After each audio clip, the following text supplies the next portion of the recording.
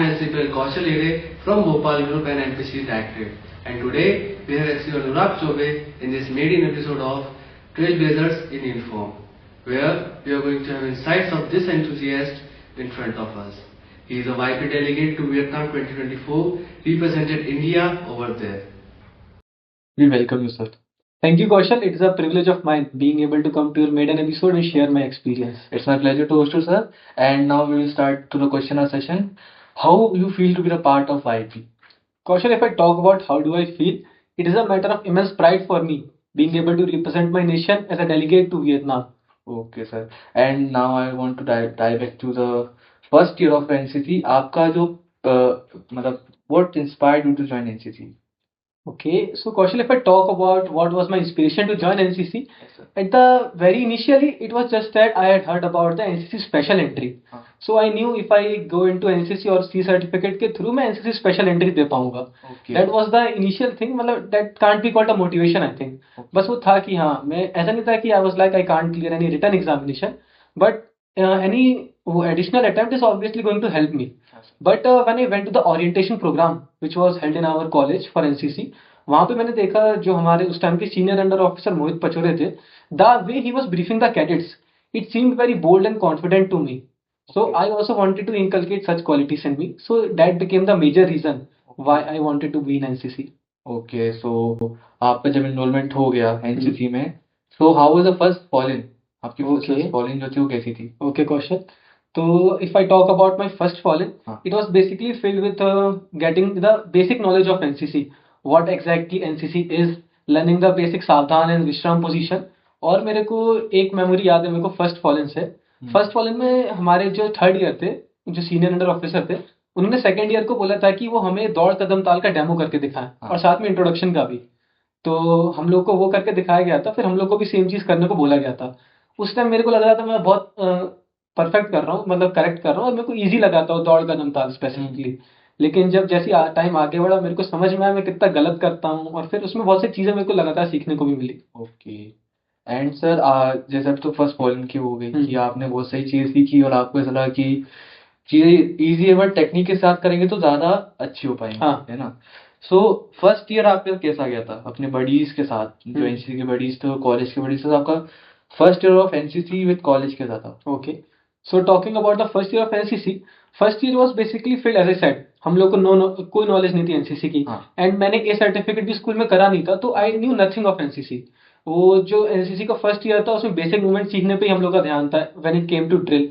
उसके अलावा जब हम लोग के बटालियन में फॉलो लगते थे उधर भी हम लोग को जो सर्विस सब्जेक्ट्स पढ़ाए जाते थे उसमें भी जो बेसिक नॉलेज थी वो मैं गेन करता था. उसी पे हम लोग का फर्स्ट ईयर मेजरली बेस्ड था. ओके. उसके अलावा अगर कुछ एक्टिविटीज के बारे में बात करूं जिसमें मैंने पार्टिसिपेट करा, तो एक एक्टिविटी थी जिसमें पूरे कॉलेज ने पार्टिसिपेट करा, हमारा जो शौर्य दान कॉलेज में, also known as the NCC park, उसका हाँ. रीइनोवेशन हो रहा था. तो ओके. उसमें सबने मिलकर पार्टिसिपेशन करा. और आपने पूछा था मेरा बडीज के साथ हाँ. क्या बॉन्ड था, क्या एक्टिविटीज थी.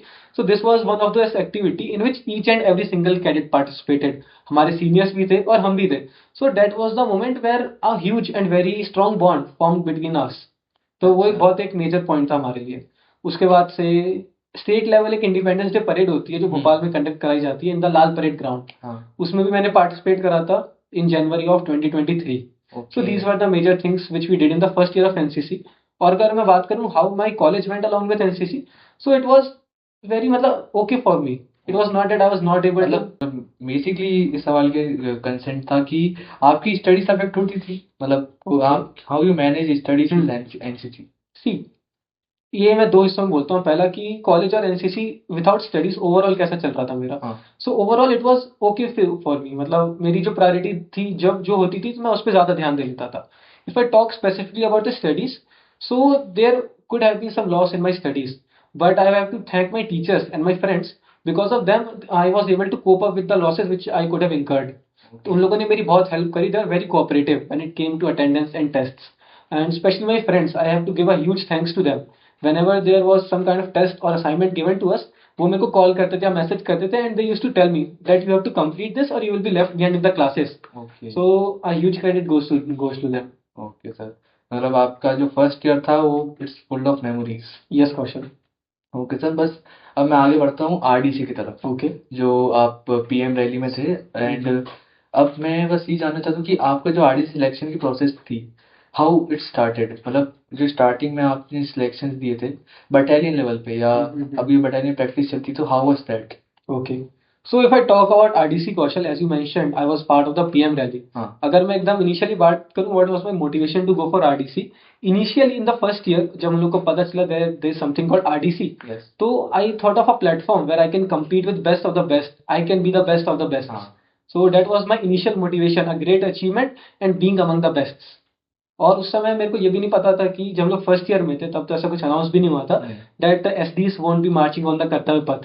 हाँ so I was very much motivated for that. हाँ लेकिन जैसे ही हम लोग का सेकेंड ईयर चालू हुआ और ये अनाउंसमेंट हुई तो मेरे को इनिशियली डाउट था कि लड़कों को उधर जाने से कोई फायदा है भी या नहीं है. लेकिन जब मेरे को क्योंकि ज्यादा नॉलेज नहीं थी उस बारे में, वो एक चीज मानता हूँ मैं कि कई कैडेट्स को नॉलेज ज्यादा होती नहीं है. हाँ तो that is something that everyone can work मतलब अपॉन. चीजें करते जाते तो उसके साथ पता चलते जाता है हाँ. कि क्या क्या Yes. हो रहा है. हम लोग के जो सीनियर अंडर ऑफिसर थे जब मैं सेकंड ईयर में था, सीनियर हाँ अंडर ऑफिसर शालिन शांडिल्य, हाँ उन्होंने मेरे को समझाया था कि नहीं ऐसा नहीं है. पीएम रैली एक इवेंट होता है जिसमें ड्रिल में मैं जा सकता हूँ and the guard of honour also. तो उसके बाद से हम लोगों ने प्रिपरेशन चालू करी थी. मी एंड माई बडी रुपेश अटारिया, हाँ currently under officer Rupesh Ataria, me and he use to practice a lot. जब हम लोग के थर्ड सेम के नहीं सेकंड सेम के एग्जामिनेशन खत्म हो गए थे, उसके बाद से हम लोग हर दिन सुबह कॉलेज में आया करते थे. मतलब फर्स्ट ईयर के एंड के बाद. यस, फर्स्ट ईयर के एंड के बाद से अच्छा 2-3 घंटे हम सुबह सुबह प्रैक्टिस करा करते थे कॉलेज में. ड्रिल की, कमांड की, हम सब कुछ करा करते थे. हमें कुछ नहीं आता था, हमने सब कुछ सीखा वहां से बेसिक से स्टार्ट करते हुए. हमारे जो सीनियर अंडर ऑफिसर थे शालिन शांडिल्य, हाँ वो भी हम लोग को ज्वाइन करे कुछ दिन बाद से. वो आते थे, हम लोग को बहुत ट्रेन करते थे. वो special credit goes to them. तो ये एक चीज़ है. उसके बाद से चीज़ें आगे बढ़ती गई. Then came 15th August of 2023. हाँ सर. Same as I mentioned earlier, the republic day parade, मैंने इंडिपेंडेंस डे बोल दिया था शायद से हाँ पहले. रिपब्लिक डे परेड जो कंडक्ट होती थी उसमें पार्टिसिपेट करा था मैंने इंडिपेंडेंस डे परेड में भी पार्टिसिपेट करा था. हाँ तो उसमें भी मैंने पार्टिसिपेशन करा. फिर वहां पे मेरी ड्रिल और इम्प्रूव हुई. जब मैं आगे गया मेरे बडीज के साथ में बॉन्ड भी बहुत अच्छा बना उस टाइम पे, क्योंकि उसके पहले मैं ज्यादा किसी को जानता भी नहीं था कि कौन है हमारी बटालियन में, कौन क्या है.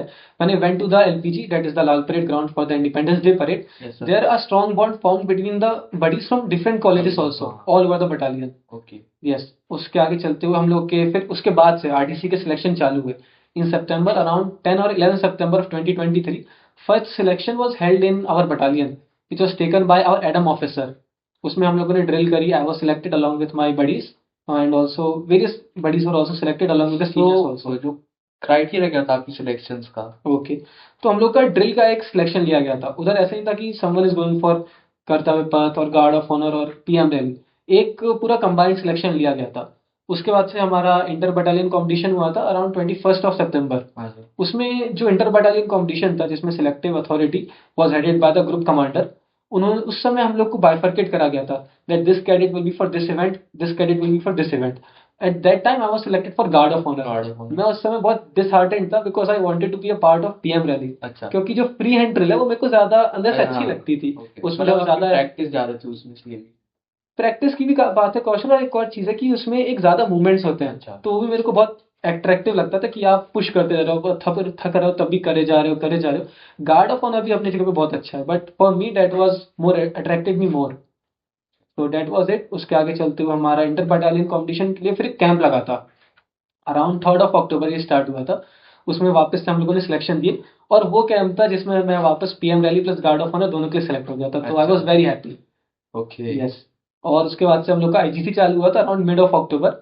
वहाँ पे I gave selection for both guard of honour and PM rally. I got rejected for guard of honour but I was selected for PM rally. Here also I was very happy कि कोई बात नहीं, मैं guard of honour से reject हो गया but I got selected for the event which I wanted to be in. हाँ. तो यहाँ से हम लोग का सिलेक्शन चलता गया. देन इन दिसंबर हमारा प्री आरडीसी 2 लगा. जो प्री आरडीसी 1 था वो आईजीसी को ही बोला गया था. तो प्री आरडीसी 2 लगा, प्री आरडीसी 3 लगा. उसके बाद से हम लोग को लॉन्च करा गया था फॉर दिल्ली. इस बीच में अगर मैं बताऊं कि कुछ लोगों जिन्होंने मेजर रोल प्ले करा, तो there was our battalion senior under officer Paramanand Purohit. मतलब I have to give a very huge thanks to him. उन्होंने मेरी हर मोड पे हेल्प करी. After the 15th August parade in which I was a part of, उन्होंने मेरे को अलग से बुलाया. उन्होंने मेरे को ड्रिल करने को बोला. मैं उस समय उन्हें जानता भी नहीं था. मैं बस ये जानता था he had gone for RD last year. हाँ. तो उन्होंने मेरी ड्रिल देखी, मेरे को बहुत पॉइंट्स बताए जो इम्प्रूव मेरे को करने थे, जो कि इससे पहले मेरे को किसी ने पॉइंट आउट भी नहीं करे थे. तो उसके बाद से मैंने उन चीज़ों पे काम करना चालू करा. और one more thing he used to do, he used to ask me to make videos of my drill and send to him every day. तो मैं हर दिन उनको बना के भेजता था। तो ऐसे क्या होता था, मैं अपनी कंसिस्टेंसी मेंटेन कर पाता था और साथ ही साथ में मैं अपने आप की भी प्रोग्रेस देख पाता था कि मैं रेगुलर वीडियोस बना रहा हूँ। मैं फर्स्ट डे पे ऐसा था, 7th डे ऐसा हूँ, देन 14th डे पे मैं इतना इंप्रूव कर चुका हूँ। एंड उसके अलावा उन्होंने मेरे को बहुत सारी टैक्टिक्स और चीज़ें भी बताई जिससे मेरी ड्रिल और इम्प्रूव हो गई थी। तो आज स्पेशल थैंक्स टू हिम। और इसके आगे चलते हुए बस आरडीसी चालू हुआ। RDC if I talk about YP in also this, so YP का सिलेक्शन हम लोग का लिया गया था इन pre RDC 2। RDC, okay sir. Yes. And अगर मैं बात करूँ कि जो सिलेक्शंस थे आपके, हम्म। तो who was the selection authorities, IBC, IGC और प्री में? जैसे आईबीसी में मेंशन करा मैंने, it was headed by the group commander. हाँ। In IGC it was headed by ADG himself, and there were various group commanders and colonels from different units to support him. And then in pre-IDC 2 and 3 also it was ADG only. अच्छा। Yes, question. we listen about DIs. Yeah. तो DIs के साथ आपका जो experience है वो कैसा है? So if I talk about my experience with drill instructors, it was like at one point I used to think ये तो एक different breed है यार कि Breed है। हाँ, ये they are of different breed. ये लोग तो थकते ही नहीं है, ये पाँव इतना ऊंचा मारते हैं, ये नीचे लेके आते हैं। हाँ। मतलब उनका जोश ही अलग लेवल का होता है। और मैं वीडियोस भी देखा करता था हाँ। तो वो भी लगता था मेरे को। मेरे को अभी भी याद है, इन नवंबर हम लोग का एक प्रैक्टिस कैंप लगा था for the drill cadets. We went to 14 MB battalion. वहाँ पे 2 DIs आए थे। वन ऑफ देम जब उन्होंने शूट ऊपर उठा के नीचे करा, वहाँ पे थोड़ी मिट्टी थी तो वहाँ पे नीचे छेद हो गया था। तो आई वाज लाइक यार ये तो कुछ ज्यादा ही अलग लेवल का चीज कर दिया उन्होंने। तो उसके बाद से मैं उन 10 दिन मैं भी सेम चीज ट्राई करने की कोशिश करता रहता था। अच्छा। तो बहुत अच्छा एक्सपीरियंस है, उन लोगों से बहुत कुछ सीखा है मैंने। जरूरी नहीं बस ड्रिल में सीखा, उन्होंने अलग भी चीजें सिखाई है हम लोग को। They are mentors in various aspects of life. अच्छा। एंड सर जैसे आपके कितने कैंप्स लगे अगर इन टोटल में पूछो तो? Okay. So the first camp was IBC, Hmm. then IGC, Hmm. then the practice camp. Practice camp. These are 3 camps. Then pre-RDC 2, 3 and the final Delhi camp. Okay. So it makes 6 camps in total, including the RDC camp. RDC camp. अगर उसको एक ही माने पूरे 30 days को, तो ये 6 camps होते हैं। और उसके बाद से एक डीकिटिंग कैंप हमारा हुआ था in February after coming back from RDC. हाँ। ओके। सो जितने भी आपके कैंप्स लगे, तो after the whole day practice TA के साथ आपने जैसे बताया कि देवर अलग ब्रीड्स, तो मतलब वो रगड़ा भी उतना ही देते होंगे। हाँ। और उस पूरे रगड़े के बाद, उतने पूरी प्रैक्टिस के बाद, how was the environment of your room? Okay. So environment of the room Kaushal varied from camp to camp, selection to selection. For example, when we were in the inter battalion competition, उस time the people who were in the barracks were completely from the drill background only. So the environment was like this. कोई गाना गाता था, कोई गाने गा रहा होता था, कोई बजा रहा होता था। Someone used to massage someone's body क्योंकि कोई stretch कर रहा होता था, कोई सो गया होता था। यही environment रहता था। Then if I talk about IGC, उस समय हुआ था कि different बैकग्राउंड से different इवेंट्स के लोग were in the same barracks. So the drill cadets used to have the same routine after coming back from practice. If I talk about the cultural, तो cultural के जो cadets थे वो अपनी practice करते रहते थे। They used to sing, they used to play their instruments, sometime they used to dance. और ऐसा नहीं हर टाइम ये करते रहते थे, वो भी मस्ती में हम लोग के साथ इंडल्ज होते ही थे। देन बेस्ट कैडेट्स होते थे, सो यार वो तो पढ़ाई में लगे रहते थे। दैट जब आगे सिलेक्शन हुआ तो पढ़ो। हाँ, वही है उनका। एंड सर मतलब जैसे आपने ड्रिल की बात करी, सो एक मेरा पर्सनल क्वेश्चन है कि इतनी सारी बटालियंस है, कुछ ना कुछ तो वेरी करता होगा, कुछ ना कुछ तो डिफरेंट चीज़ें हर बटालियन में होती होंगी। जैसे क्योंकि आपने जो कैंप्स करें उन कैंप्स में डीआईज आते हैं, डीआईज कुछ अलग सिखाते होंगे, आपको कुछ अलग सीखने को मिला। सो ऐसा कुछ हुआ आपके साथ कभी कि कोई से कैंप में आपको कुछ डिफिकल्टी अलग सा आपको जैसे कुछ मिला? कौशल अगर मैं ऐसा बोलूँ कि कोई आगे कुछ और सिखा रहा है, सो ऐसा नहीं होता, वो चीज़ सेम रहती है। हो सकता है उसको एग्जीक्यूट करने का तरीका अलग होगा। फॉर एग्जाम्पल मैं एक बहुत बेसिक एग्जाम्पल देता हूँ। लेट्स से जो हम लोग दाहिने मोड़ की कमांड करते हैं, उस पर हरकत करी जाती है, तो उसमें कार्रवाई करी जाती है। तो हो सकता है कुछ लोग उसकी गिनती 1 2 3 1 पे करते हैं। Some people can do it on the counting 1 2 3 4 1।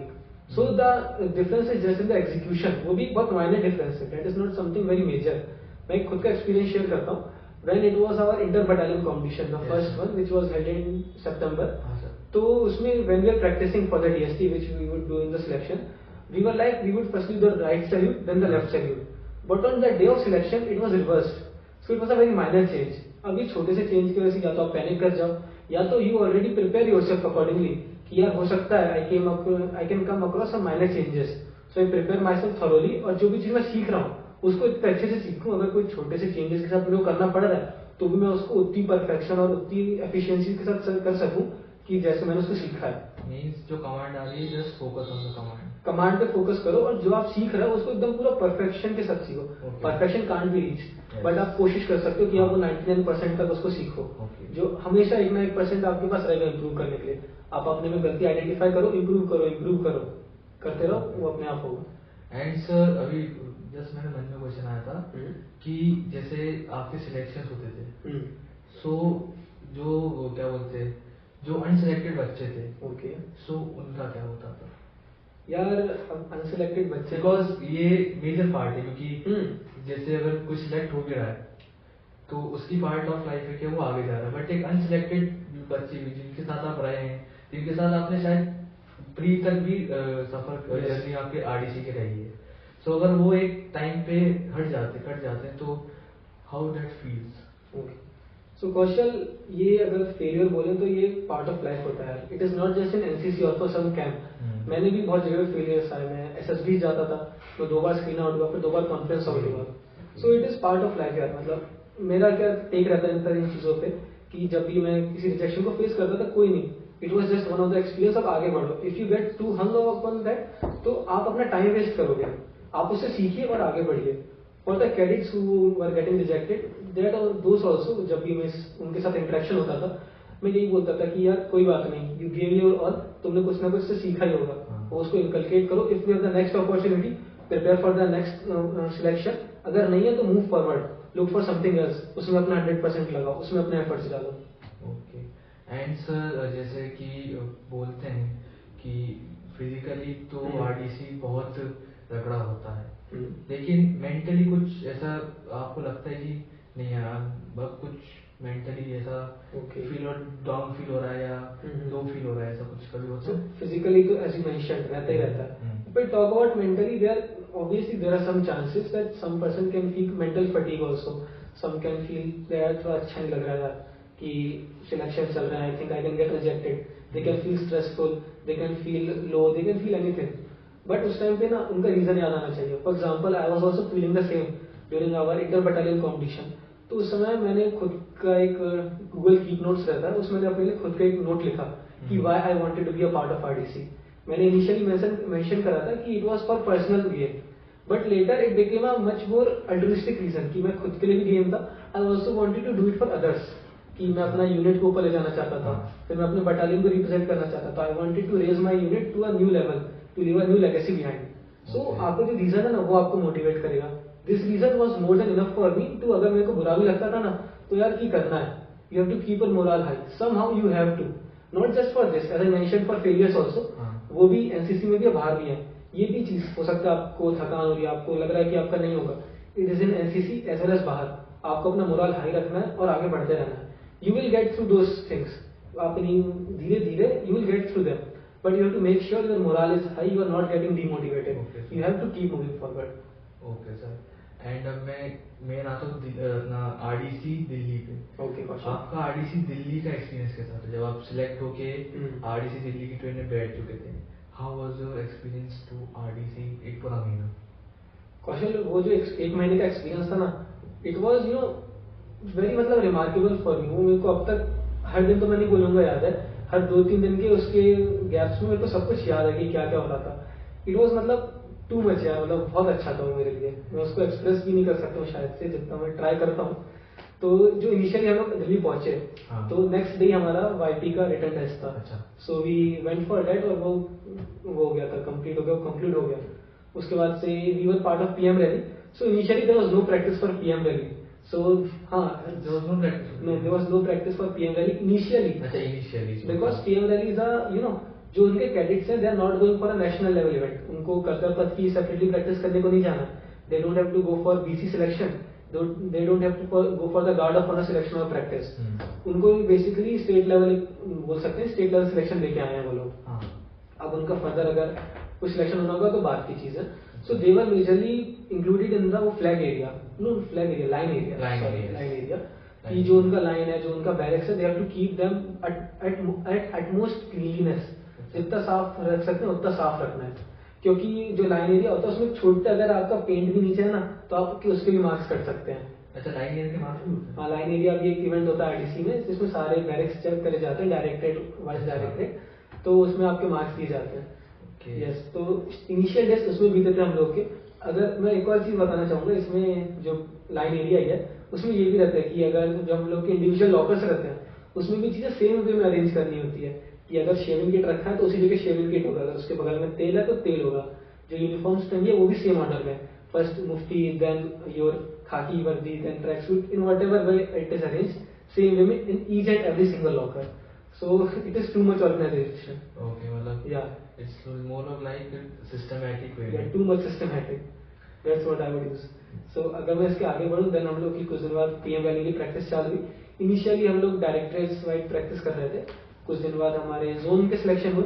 It was conducted at 4 AM in the morning. उस ठंडक में हम लोग के 4 AM पे यूनिफॉर्म या ना it was in uniform only. Yes, it was in uniform, जिसमें हम लोग का सिलेक्शन हुआ था at 4 AM in morning. So that was very, क्या बोलूँ, it was a very new experience कि इतनी सुबह जाके, मैं पहले रनिंग करने भी जाता था लेकिन भोपाल में 4 बजे इतनी ठंड नहीं होती as compare to Delhi. It was a totally new experience कि इतनी सुबह जाके ठंड में सिलेक्शन दे रहा हो। तो वहाँ पे सेंट्रल जोन के तरफ 4 डायरेक्टरेट्स, तो 4 डायरेक्टरेट्स वर प्रेजेंट देयर, और वहाँ पर हम लोग का सेंट्रल जोन का सिलेक्शन हुआ था। आफ्टर दैट हमारे जोन वाइज प्रैक्टिस भी चालू हो गई थी अराउंड 14 जनवरी के बाद से। अच्छा, फिर ये चलता गया, और बीच बीच में किसी न किसी का विजिट होता रहता था आरडीसी कैंप में, डीजीएनसीसी में। For example the Raksha Mantri, the army chief, navy chief, CDS, सबने विजिट करा था। तो there was immense opportunity as well कि आपको इंटरेक्शन करने का मौका मिल सकता है। उसके अलावा if you are in the auditorium you can get to listen to their speeches. अब ऐसा नहीं है कि स्पीचेस में दे वी कैन से मैं ये मानता हूँ कि वो जो चीजें बोल रहे हैं ना, there is something that you can surely grab. तो जो आरडीसी का एक्सपीरियंस था, it was not just for drill और वाइपिंग। जो एक्सपीरियंस था, it gave me a lot of exposure. और मैं तो पीएम वैली का कैडेट था, अगर कोई बेस्ट कैडेट इवेंट में, सो ही और she will get even more exposure, क्योंकि उनका इंटरेक्शन उनसे बहुत ज्यादा होगा। सो एक्सपोजर भी बहुत था। Then we also went for the visit at DGNCC home. तो वहाँ पे भी हम लोग को रिटायर्ड मेजर जनरल रास्ता मिले थे, who was the first general on wheel chair. सो उनके साथ भी इंटरेक्शन बहुत मोटिवेटिंग था। वो मेरे को लाइन्स अभी भी याद है जो उन्होंने बोली थी। He said, "Be the best. There are no runner-ups." So it was not about, some people take it to toxic competition. लेकिन एक healthy competition रख के जब आप खुद को push करते रहते हो, and you try to be the best, that is the best you can feel. At least for me, that is the best when I feel. There's a healthy competition between me and someone, and we are improving ourselves again and again. So that is best for me. So this is how my RDC went. And sir, as you mentioned, flag area. Yes. So there are how many events in RDC? Okay. And just give a gist of them. Okay. So पहले drill से चालू करता हूँ। इन drill में भी there are 3 events you can go for. First of all there is Kartavya Path, जो कि 26 जनवरी को परेड होती है with the other contingents as well, from army, navy, air force, from every single category, है ना। Yes sir. There is the Kartavya Path, then there is the PM rally. अब PM rally के अंदर 2 इवेंट्स हैं। First the guard of honour, and there is the free hand contingent, marching contingent, जिसका मैं part था, उसको पीएम रैली से refer करा जाता है। Okay. So these are the 3 events in drill. Then coming to cultural में भी 3-4 चीजें होती हैं, मेरे को उनका आइडिया नहीं है, तो I would refer to them as culturals only. Okay. Then there's the flag area. Then after that you have the best cadet, line area. So these are the major events. After going to Delhi, Yeah. जब आप वहाँ से वापस आए, so ऐसा होता है कि नहीं यार, आप जैसे आप दिल से जाना चाहते थे, but after coming from Delhi आपको ऐसा लगा कि मैं कल्चर से भी जा सकता था, या फ्रॉम एनी अदर कि दिल्ली। कौशल, मैंने ऐसा कभी नहीं सोचा, मैं सच बोलूंगा, क्योंकि ड्रिल वाज समथिंग जिसने मेरे को मेस्मराइज कर दिया था पहले में, कि यार you are pushing your body to such a level, और फिर आप उसको इम्प्रूव करे जा रहे हो। तो मैं वर्कआउट भी करा करता था, तो it was a very mesmerizing thing for me. So I wanted to go through drill only.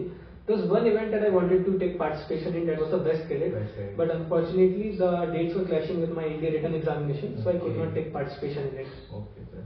And अब मैं वाईपी फिर से आता हूँ। Yes, coach. सो अगर जैसा आपने बताया कि आपको सिलेक्शन में आपके टेस्ट हुए, सो टेस्ट किस बेसिस पे होते थे? Okay. So मैं यहाँ का तो समझा चुका हूँ, जो एमपीसीजी में हमारे हुए थे। हाँ.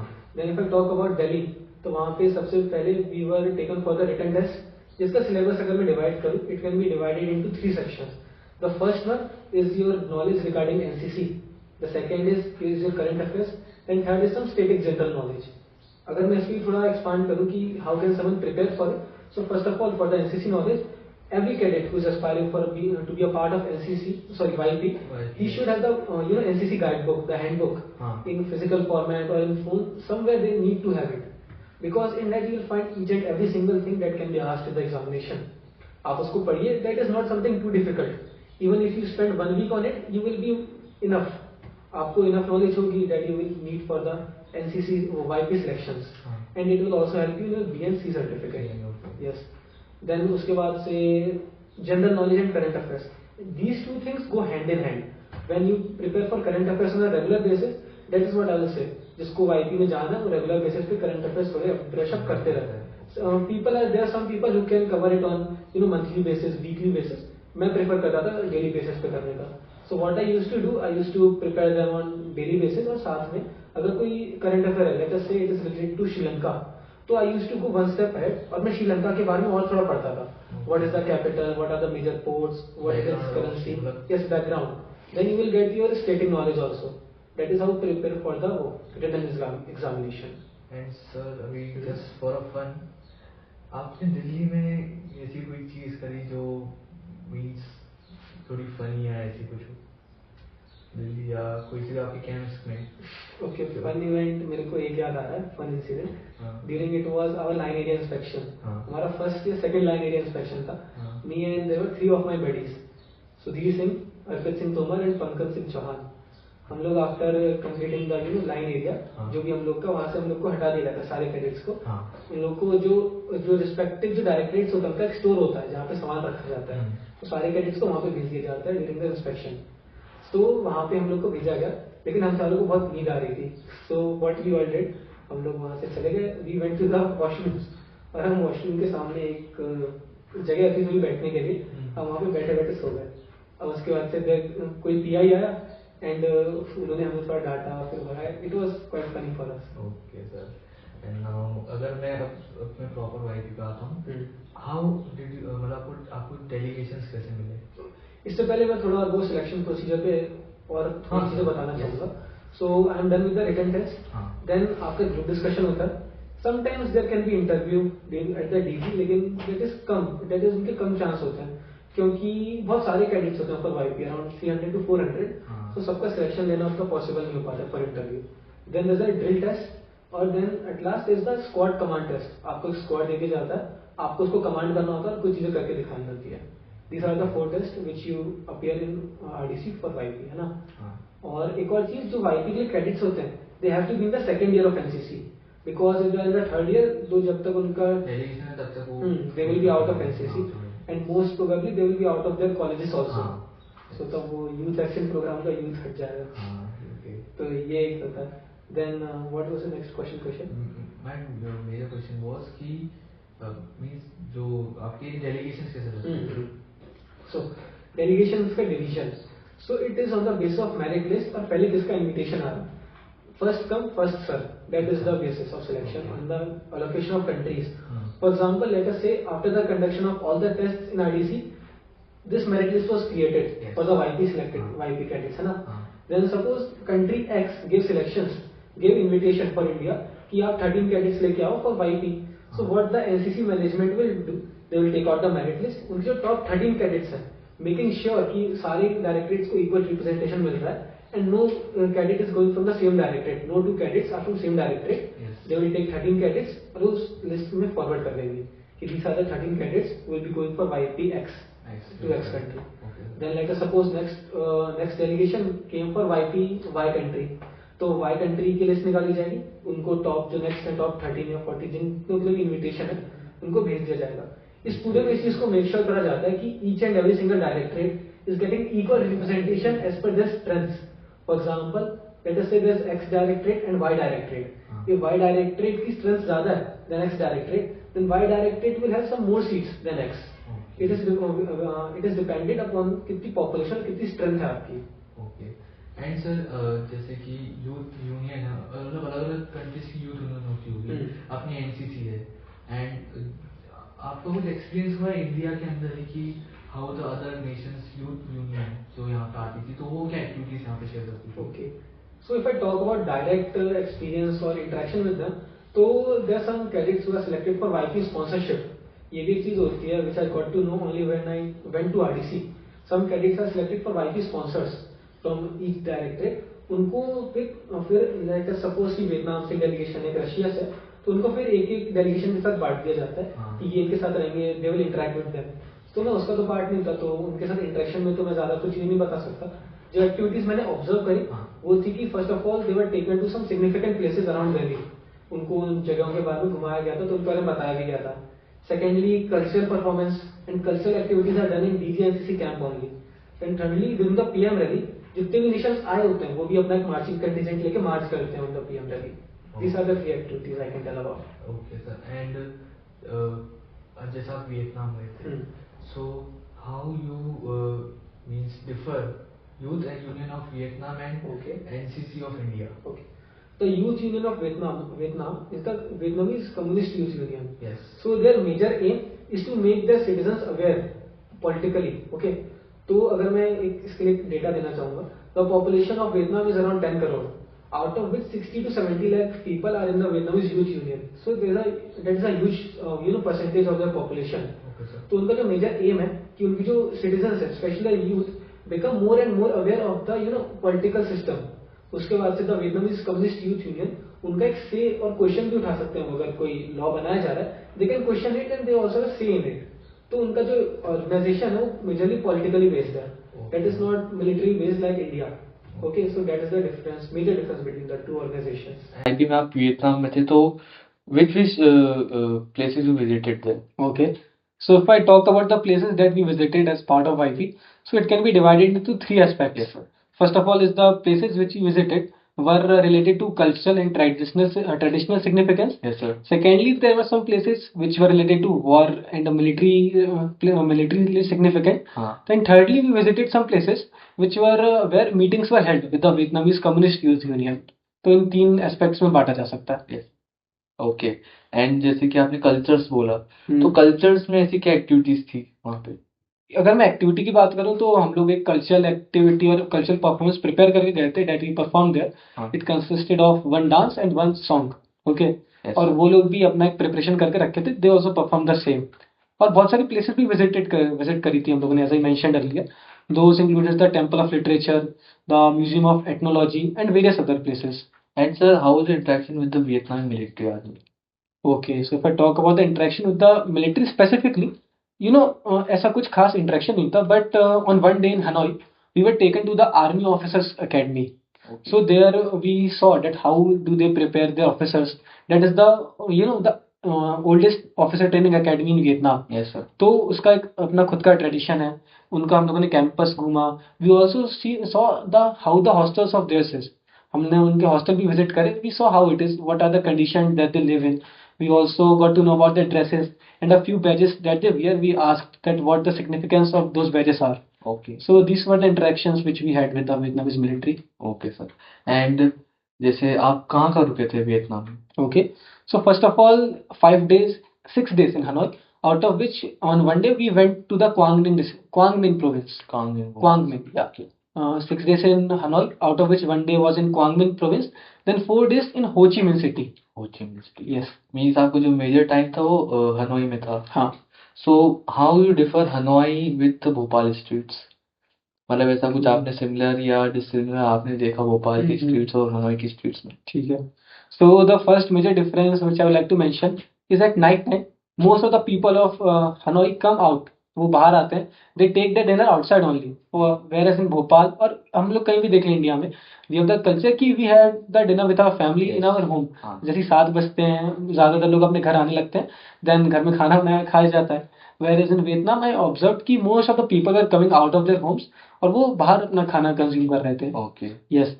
The second difference which I would say is Zumba. Yes. Zumba? Yeah.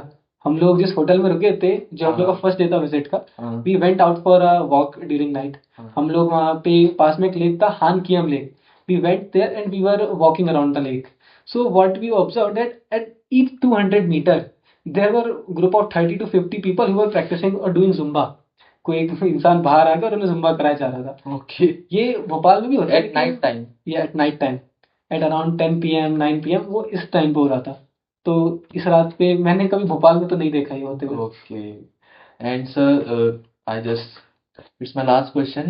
What are your takeaways from your NCC journey till now? Okay, so if I talk about my की टेक अवेज, तो की take Awez बहुत है कौशल।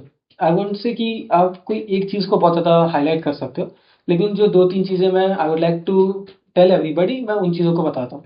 The first one मैंने YP में ही सीखा, eat your frog first. Our delegation leader brigadier Paramjit Singh Cheema, Yes, sir. उन्होंने ये चीज़ हमें सिखाई कि you need to eat your frog first before relaxing and making yourself comfort. हाँ. आपको अगर आराम करना है उससे पहले अगर आपको कोई टास्क असाइन करा गया, आपका पर्सनल काम है, आपकी जो भी चीज़ है, you first of all need to complete your work, then relax and then become comfortable. Okay. So that is the first thing. Eat your frog first. Okay. Then And secondly, also I would like to mention one of the key takeaways from YP only. In that I also learned कि यार in a team works most efficiently when each and every single person is doing their part. जो भी उनको job दिया गया, जो भी task assign करा गया, दे डू इट। ऐसा ना सोच के कि वो छोटा या बड़ा है, जो भी टास्क है उसको वो पूरी अपनी शिद्दत से कर रहे हैं। द टीम बहुत एफिशिएंटली काम करती है, और जब सामने वाला अच्छे से काम कर रहा होता है तो उसके लिए बाकी टीम मेंबर्स में रिस्पेक्ट भी होती है कि everyone respects him if he is doing his work diligently. So these are key two key takeaways जो कि अभी मेरे दिमाग में आ रहा है। okay, sir. And ऐसा कुछ जो आप अपने फ्यूचर कैडेट्स या प्रेजेंट कैडेट्स को बताना चाहते हो? ओके, अगर मेरे को कोई मैसेज देना हो कैडेट्स को, Yes. So my only message will be take NCC very seriously. NCC में आपको बहुत सारी अपॉर्चुनिटीज मिलती हैं, where it be you know representing your nation. Yes. तो जैसे वाईपी में मैं गया, Yes. मैं और किसी चीज से अपने आप को इमेजिन नहीं कर सकता going to another nation as a youth ambassador of India. There are immense opportunities that you can get in NCC. चलो if you think that YP it is the cream of NCC, तो उसके बिना भी यार there are various opportunities in RDC. You can come and show your talent, that is a platform जहाँ की आप आए और अपना टैलेंट शो करें, whether it been physical, it been cultural. अगर आप कम्युनिकेशन और पढ़ाई में अच्छे हैं, then there is also some event. आपको हर एक चीज के लिए अपॉर्चुनिटी मिलेगी, but take it seriously. Even if you are not here for some kind of opportunity or achievement, then also you need to take it very seriously. You need to be in proper discipline. वो भी आपके अंदर कुछ ना कुछ changes लाएगा। Each and every single thing which you do with full sincerity in NCC is going to teach you something. So take NCC very seriously. Okay. Okay, sir. Thank you, sir, and I'd like to congratulate you, sir, and all the best for future. Very thank you, Kaushal. It was once again, it was a privilege of mine being able to come to your maiden episode and share my experience. It's Very my thank pleasure you. to host you, sir. Thank you, Kaushal.